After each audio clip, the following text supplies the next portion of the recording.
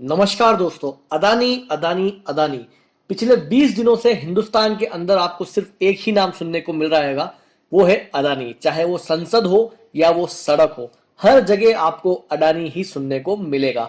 Hindenburg की report के आने के बाद अदानी ग्रुप के शेयर जैसे धड़ाम से जमीन पर आकर के गिर चुके हैं। हिंडनबर्ग रिपोर्ट के अंदर लगाए गए एलिगेशन के बाद मुझे लगता है शायद अडानी जी को भी सही से नींद नहीं आ रही होगी, और उसके साथ साथ उन तमाम इन्वेस्टर को भी नींद नहीं आ रही होगी जिनका पैसा अब अडानी ग्रुप के अंदर फिलहाल कहा जा सकता है कि फंस चुका है। जी हां दोस्तों, सही सुना है आप लोगों ने, फंस चुका है। बिल्कुल आप लोगों का पैसा मैं कह सकता हूं कि अभी फिलहाल इस ग्रुप के अंदर फंस चुका है, जो लोग ऊपर के लेवल पर इन्वेस्टेड है।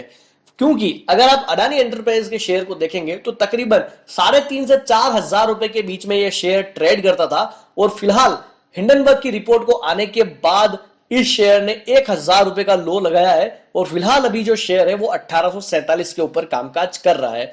वही अगर आप अडानी पावर को देखेंगे तो अडानी पावर के अंदर भी काफी खासी गिरावट देखने को मिली है। 432 रुपए के हाई के मुकाबले फिलहाल जो शेयर है वो 164 रुपए पर ट्रेड करता हुआ दिखाई दे रहा है। और शेयर का जो लास्ट ट्रेडिंग डे अगर आप देखेंगे तो उस दिन भी अडानी पावर के अंदर आपको लोअर सर्किट देखने को मिलेगा।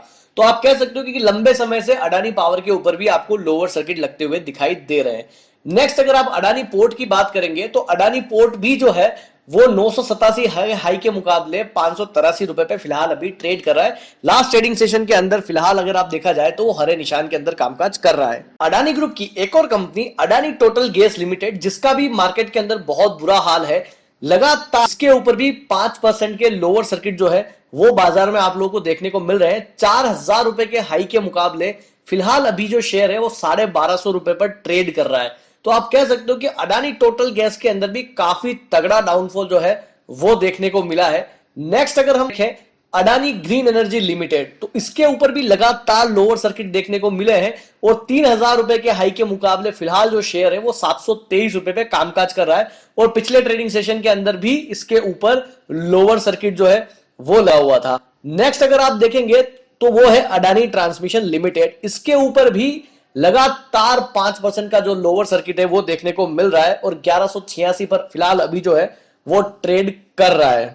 अगली कंपनी की अगर हम लोग बात करें तो वो है Adani Wilmar limited. Adani Wilmar जरूर आप लोगों को देखने को मिलेगा कि कुछ ट्रेडिंग सेशन से थोड़ा सा संभलते हुए दिखाई दिया है, लेकिन फिर भी उसके हाई से फिलहाल वो अभी 50% डिस्काउंट पर अभी ट्रेड करते हुए दिखाई दे रहा है। तो ये थी अडानी ग्रुप की मेजरली वो 7 कंपनियां जो हिंडनबर्ग की रिपोर्ट से काफी ज्यादा इफेक्ट हुई है।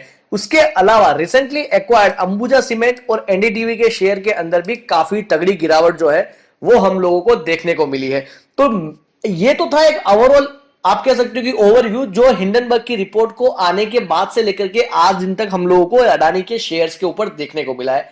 लेकिन अब हम लोग बात करते हैं कि आने वाले समय के अंदर अडानी ग्रुप के शेयर्स के ऊपर क्या हो सकता है, और क्या क्या चैलेंजेस जो है वो अडानी ग्रुप के सामने अब आने वाले हैं, और एज अ इन्वेस्टर हम लोगों को उस चीज का ध्यान रखना है। अब अगर बात करें कि आने वाले समय में अडानी ग्रुप को किन किन दिक्कतों का सामना करना पड़ सकता है, तो उसमें से सबसे पहला चैलेंज वही रहने वाला है जिसके ऊपर पूरा अडानी ग्रुप टिका हुआ है, और वो है लोन।